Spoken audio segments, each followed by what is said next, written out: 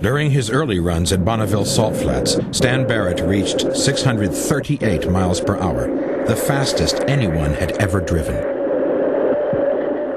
For Hal Needham and Stan Barrett, it was a triumph, but there was still another 100 miles per hour to go to reach the sound barrier. Why are you crying? Are you happy?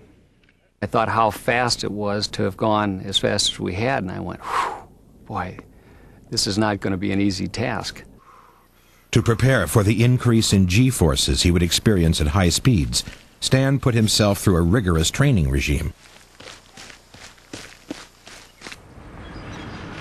During the run at the Salt Flats, the wheels had broken through the surface. So for their supersonic attempts, they moved to Edwards Air Force Base.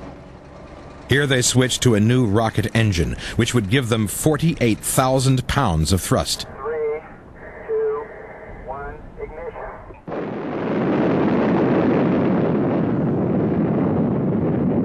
The power of the car was awesome. But was there enough power to reach supersonic speed?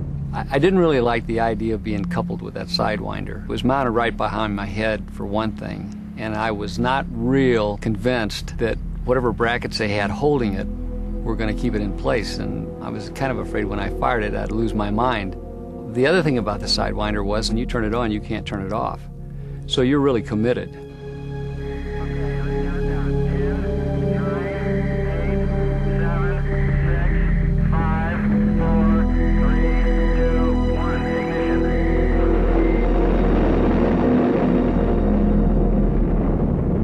On the first test with the missile, the car shot straight to 500 miles per hour in only 10 seconds.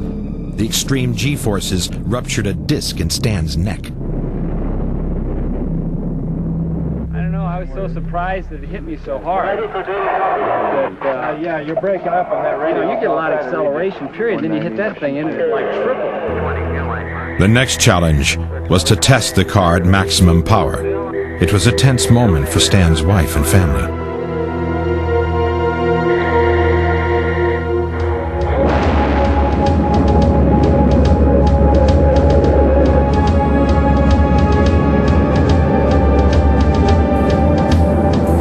Traveling at 1,000 feet every second, he reached a peak speed of 714 miles per hour, almost, but not quite, the speed of sound.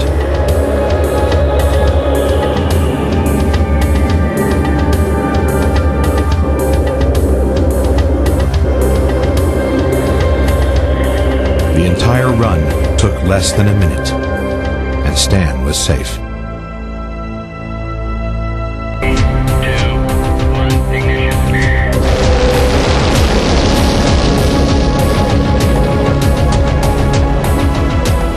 A mile and a half into the run, he fired the Sidewinder.